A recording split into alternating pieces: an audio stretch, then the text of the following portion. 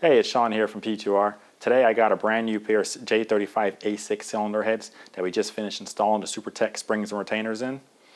What I want to do is basically convert one of these heads to be a front cylinder head.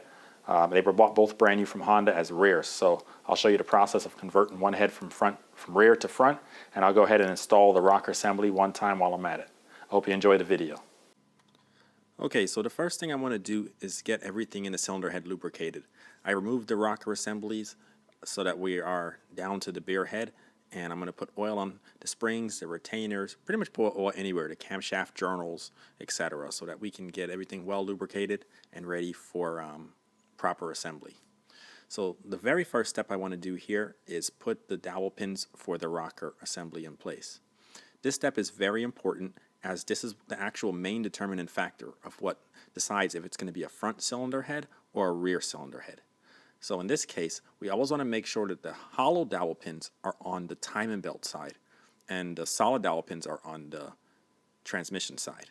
Once I've done that, I'm going to go ahead and put the lost motion assembly in place, and I'm going to actually show you here how I remove the solid dowel pins, because in this case I had two front cylinder heads or two rear cylinder heads for that matter, and I have to actually switch the dowel pins from one side to the next on one of these heads that I'm assembling.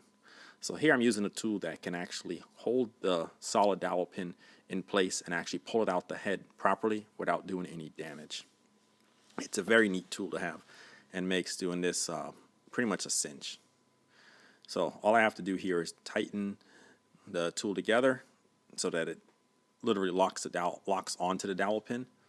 And once I have that, I'll put the top sleeve over it, and as I tighten this nut, it will pull the dowel pin right out of the cylinder head.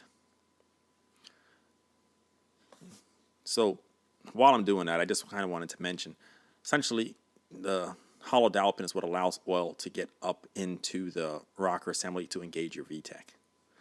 Well, now that that's done, I'm going to go ahead and slide the camshaft into the cylinder head. Now, the camshafts are actually front and rear as well too, so you can't really put them in backwards because you'll see that the journals don't sit properly in place. Once we have that, everything else is pretty much back to normal. We're going to go ahead and put the intake rockers back in place, and I'm going to go ahead and torque them to spec. I typically do this on my cylinder head assembly table.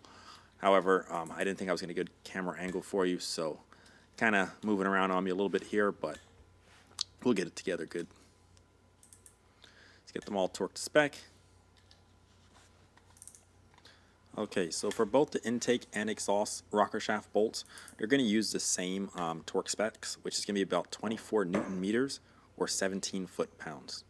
Honda also recommends that you put oil on the threads just so that they torque evenly. Now that the intake side is on, I'm going to go ahead and put the exhaust side in.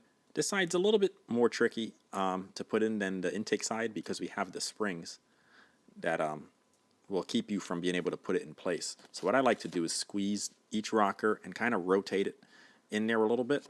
And once I've done that, it should allow me to start lining up the actual rocker shaft in place with very little bit needed on the actual rockers after that. Once it's in place, it falls right into the dowel pins and lines up quite well.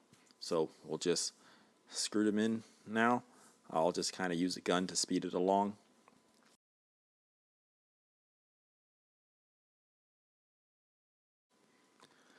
Okay, so I'm just going to go ahead and finish tightening up the exhaust side here. I'm going to go ahead and get them to the 24 Newton meters or 17 foot-pounds. Threads were already oiled up previously. And one thing you'll notice is that I have the actual cam cap seal on this cylinder head, because this one here I'm working on is the rear. You always want to put that in place right after you put the cam in place so that the cam can't move left and right while you're trying to install your rocker assembly. That is one of the steps that I didn't show you earlier. But here now I'm going to go ahead and put our billet cam cap seal, because this is the front cylinder head now that I need to convert.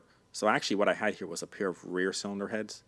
And I'm going to put the billet cam cap seal in place, which we offer on our website. Once that's in place, we have, we come actually with some nice stainless hardware, Allen head bolts,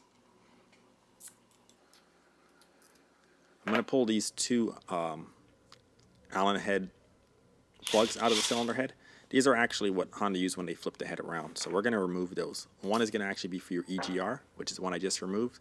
And this next one that I'm pulling out right now is going to be for your water. That goes to your water neck. So with those out, this head's ready to go on the front and ready to go. Hope you enjoyed. See you guys again soon.